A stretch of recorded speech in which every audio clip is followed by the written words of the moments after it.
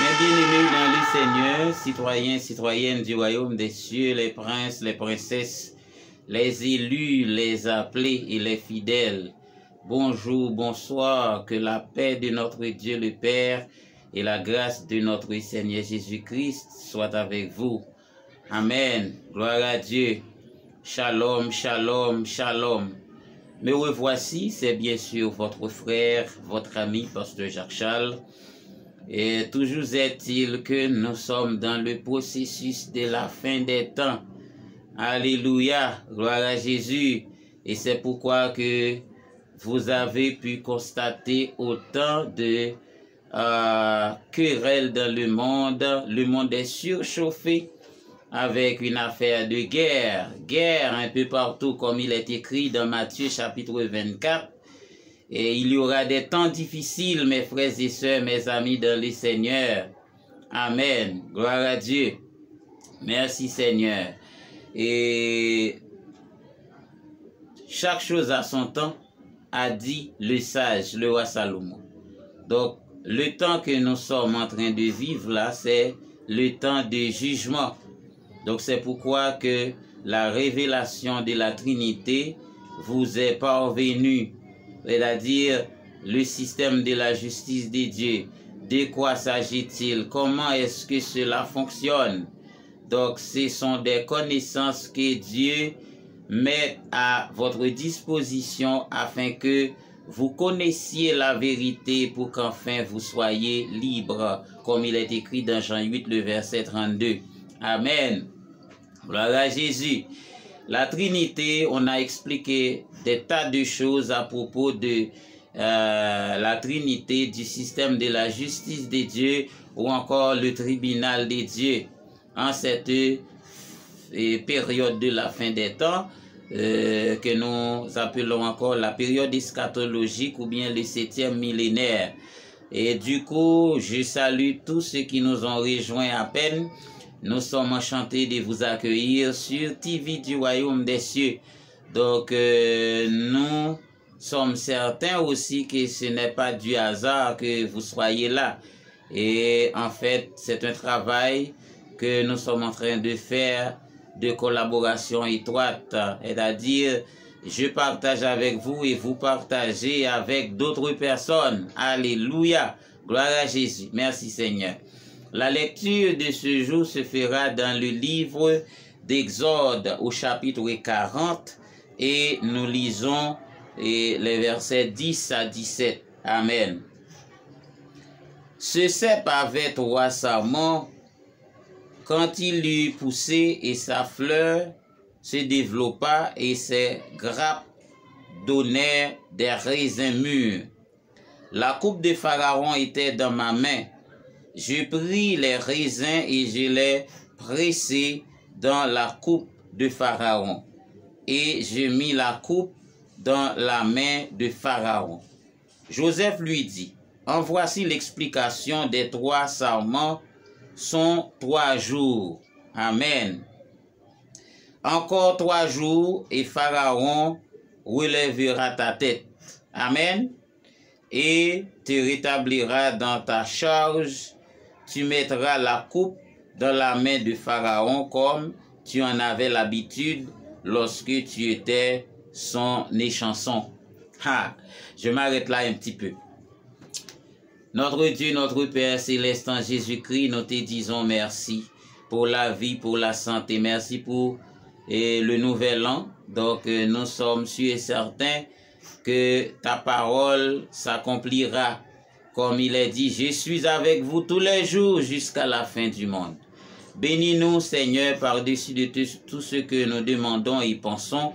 Aidez nos auditeurs, nos viewers, Seigneur Dieu, à comprendre l'écriture, à comprendre l'explication de chaque mystère de ton royaume. C'est la prière que nous t'adressons au nom de Jésus-Christ, notre Seigneur. Amen, amen, amen. Gloire à Dieu, gloire à Jésus. Mes frères et sœurs, alors, Tout au long de cette période, il est question de la Trinité, la Trinité. La Trinité dans la question de la naissance de Jésus-Christ, la Trinité dans la question des cadeaux, la Trinité dans la mort de Jésus-Christ et sa résurrection, la Trinité dans l'arche de Noé, 3 étages, 30 coudées de largeur, 30 coudées de longueur et 50 coudées de hauteur. Donc, on a parlé de la vie de Moïse aussi, 3 mois cachés, et 3 périodes de sa vie, 40 ans dans le palais comme prince, 40 ans au pays Madian comme berger et 40 ans dans le désert comme leader du peuple d'Israël. Alléluia, comme résumé. Maintenant, aujourd'hui, nous allons voir la Trinité dans les songes. Amen. C'est-à-dire, la plupart du temps, nous rêvons ou bien nous avons des songes. Et je crois bien sûr que nombreux d'entre nous, de ceux qui me regardent, à un moment ou un autre de votre vie, vous avez eu des songes. Donc, c'est-à-dire que les songes ont une signification. Ce que beaucoup ignorent, beaucoup ne savent pas. Donc maintenant, vos songes pourraient être truqués parfois par le diable. Mais de l'autre côté, l'Éternel utilise le songe pour nous communiquer au début de notre foi, c'est-à-dire au développement de notre foi. Et c'est un processus, parfois ça peut se changer en révélation, ça peut se changer en vision. Alléluia, gloire à Jésus. Mais nombreux sont ceux qui ont des songes. C'est-à-dire, le plus souvent, les seigneurs communiquent à travers les songes. Et la vision, c'est une dimension très élevée pour les serviteurs et les servantes de Dieu. Mais pour les songes, n'importe qui peut recevoir un songe de la part de Dieu. Mais parfois, comme je l'ai mentionné, le songe est truqué. Satan aussi en utilise. Il sait comment manipuler les choses, la pensée, le subconscient, et pour nous ramener sur des terrains et à sa destination. Amen. Gloire à Jésus. Donc maintenant, mes frères et sœurs, nous allons voir que la Trinité est implicite dans l'affaire du songe. Et quelquefois, nous avons des songes démoniaques, mais il y a aussi le plus souvent des songes qui sont divins, des rêves qui viennent de la part de Dieu. Et tous les serviteurs ont eu des songes. Par exemple, Abraham a eu des songes, et Joseph plus particulièrement, et à maintes reprises avait eu des songes, et tous les autres serviteurs, à un moment donné de leur vie, ils ont rêvé quelque chose. Mais la signification d'un songe, c'est un mystère aussi de l'autre côté. C'est un secret. C'est le secret de Dieu. Je vais vous expliquer des très grands mystères. Les songes aussi ont des clés. Donc c'est-à-dire, si vous n'avez pas les clés, vous ne pouvez pas même les comprendre ou les expliquer, voire même pour les expliquer. Il se peut que quelqu'un ait un songe, mais au réveil, il pourrait être aussi confus parce qu'ils ne connaissent pas ce que cela signifie. Ils ne savent pas la signification du songe qu'il a eu. Donc, c'est le cas de beaucoup, comme le roi Pharaon qui a eu 2 songes, qui ne pouvait pas trouver de signification. Voyez-vous ça? Et les sages étaient venus, mais ils ne pouvaient trouver aucune signification. Jusqu'au moment où l'on a fait appel à Joseph, qui pourrait donner une explication selon la volonté de Dieu. Une explication selon le plan de Dieu, selon les desseins de Dieu, selon l'esprit de Dieu. Et c'est ce que Joseph a dit lorsqu'il dit, moi je ne sais pas expliquer des songes, mais il y a un Dieu qui connaît les secrets. Il y a un Dieu qui tient les clés des songes. Ce Dieu-là peut vous expliquer votre songe au roi Pharaon. Et c'est alors, vous connaissez l'histoire aussi bien que moi, que Joseph a expliqué de fond en comble le rêve du roi Pharaon, qui a pu remarquer dans son songe qu'il a vu 7 vaches grasses, 7 vaches bien maigres. Et les maigres ont englouti les grasses. Les maigres ont englouti les grasses. De l'autre côté, 7 épis bien pleins et 7 épis desséchés. Donc maintenant, ça c'était un songe que Dieu a donné au roi Pharaon par la grâce, puisqu'il a vu 7 images pendant 2 fois. Ça c'est la justification par la grâce, pour échapper l'Égypte de la grande famine qui allait se battre sur tout le pays, qui allait sévir dans tout le pays. Alléluia, gloire à Jésus. Maintenant, nous allons voir la Trinité maintenant qui est présente dans le songe. Joseph était jeté en prison sous l'accusation de la femme de Potiphar qui l'accusait de l'avoir harcelé. Et Joseph a pris son courage à 2 bras et il a eu la sentence qui a été prédéfinie pour de tels actes. Comme vous êtes au courant, Joseph était mis en prison. Et pendant qu'il était en prison, on a jeté 2 autres hommes venant de la maison du roi Pharaon. C'était le chef des échansons. Échanson, c'est celui qui sert à boire au roi. Et le chef de panetier, c'est celui qui travaille dans la question de pain. Ok, c'est lui qui est chargé du pain.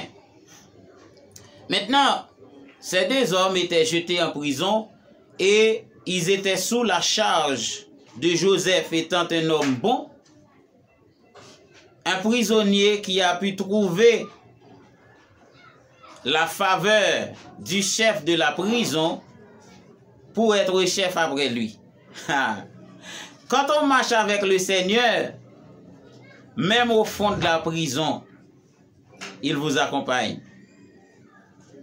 Il vous aide. Il vous bénisse. S'il y a une position dans la prison, ce sera pour un des serviteurs de Dieu. Comme il en a été question dans l'Ancien Testament pour plusieurs autres hommes. Les 3 jeunes hébreux qu'on a jetés dans la fournaise ardente. Daniel qu'on a jeté dans la fosse au lion. Amen, alléluia. Joseph était en charge et un beau matin, les 2 se réveillèrent tout drôles, tout étranges. Ils étaient tous 2 confus à cause des songes. Au matin, Joseph leur a dit, mais qu'est-ce qui vous trouble? Qu'est-ce qui s'est passé? Et ils ont tous de raconter à Joseph, voici le songe qu'on avait eu. L'un a vu que c'était un cep qui avait 3 branches. Elle a dit, la Trinité. Amen, alléluia. Avec 3 grappes de raisin qu'il pressait dans le verre du roi Pharaon. Quelle explication Joseph en donnait-il? Les 3 grappes de raisin ou bien les 3 branches signifient 3 jours. Dans 3 jours, le roi Pharaon fera appel à vous et vous serez à nouveau dans votre position. Vous allez le servir. Et l'autre qui était le panetier a vu dans son songe, dans son rêve, qu'il avait 3 paniers sur sa tête. et il y avait des pains. Les oiseaux du ciel étaient venus de manger.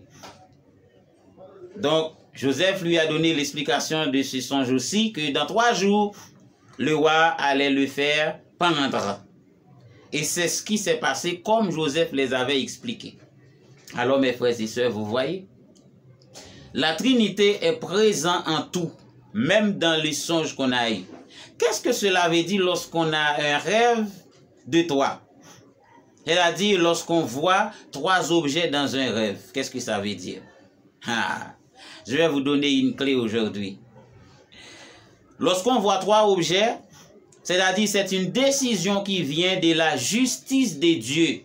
C'est-à-dire c'est le tribunal de Dieu qui retranche, qui décide. Par exemple, quand il s'agit de bénédiction, si vous voyez 3 fruits pendant votre sommeil, eh bien, ces 3 fruits signifient une bénédiction de la justice de Dieu. Elle a dit c'est une bénédiction qui vient de la part de la justice de Dieu. C'est-à-dire c'est le système de la justice de Dieu qui retranche pour vous apporter cette bénédiction. À ne pas oublier, il y a 3 types de justification. Il y a la justification par la grâce, c'est une autre chose, c'est une autre image aussi. La justification par la foi, c'est une autre image et c'est une autre affaire. Mais si vous voyez 3 objets dans votre songe, eh bien, vous avez affaire avec le système de la justice de Dieu. Ah, vous commencez à en avoir des petites idées.